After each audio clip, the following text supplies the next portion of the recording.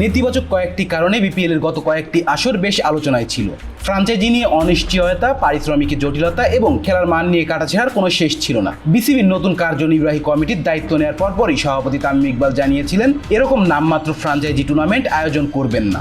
গত 20 আগস্ট এক সংবাদ সম্মেলনে সেই রকম ইঙ্গিত দিয়েছেন বিসিবি বস। তামিমের ভাষ্যমতে বিপিএল এর সবশেষ কয়েকটি আসরে কোনো কিছুতেই ঠিকঠাক হয়নি। তিনি এভাবে বিপিএল আয়োজন করতে চান না। বিপিএল আয়োজনকে একটি গোছানো প্রক্রিয়ার মধ্যে আনতে চান, সেটাই অল্প সময়ের মধ্যে সম্ভব হবে না। সে কারণে এবার এই আসর বন্ধ রেখে পরবর্তী আসর থেকে নতুন আঙ্গিকে বিপিএল আয়োজনের ইঙ্গিত দিয়েছেন তিনি। গেম ডেভেলপমেন্ট টুর্নামেন্ট নিয়ে আয়োজিত সংবাদ সম্মেলনে বিপিএল প্রসঙ্গে তামিম জানান, এবছর বিপিএল হচ্ছে না, আমরা একটা ফর্মুলা নিয়ে কাজ করছি। বিপিএল এর সাম্প্রতিক সমস্যাগুলোর পেছনে ফ্রাঞ্চাইজিদের নিয়ম না মানা ও আর্থিক দায়বদ্ধতার ঘাটতি বড় কারণ হিসাবে দেখানো হয়েছে তামিম। তার দাবি, গত 2 বছরে বিপিএল আয়োজন করতে গিয়ে প্রায় 40 কোটি টাকা লোকসান হয়েছে বিসিবির। যতক্ষণ পর্যন্ত আমরা এই সমস্যাগুলো ঠিকঠাক করতে না পারছি, ততক্ষণ লোকসান করে টুর্নামেন্ট আয়োজন করা গুরুত্বপূর্ণ নয়।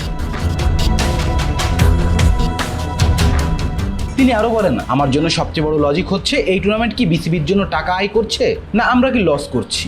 আমরা এই টুর্নামেন্ট ভালোভাবে চালাচ্ছি না।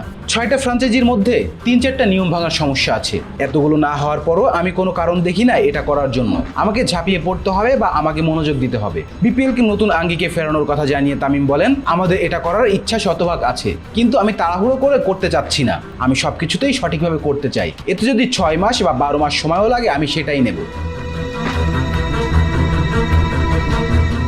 তিনি বলেন, আমরা আগামী বছর বিপিএল মে মাসের মধ্যে সব ফ্রাঞ্চাইজি প্রক্রিয়া শেষ করতে চাই। আগে যেটা হতো একবারে শেষ মুহূর্তে সবকিছু ঠিক করা হতো।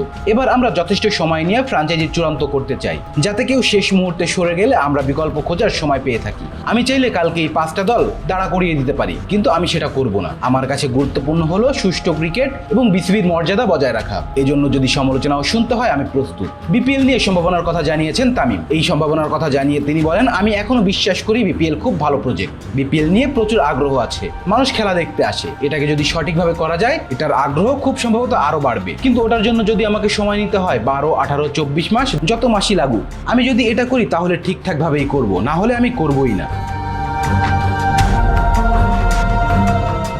Please subscribe our channel to get more information about Sports World.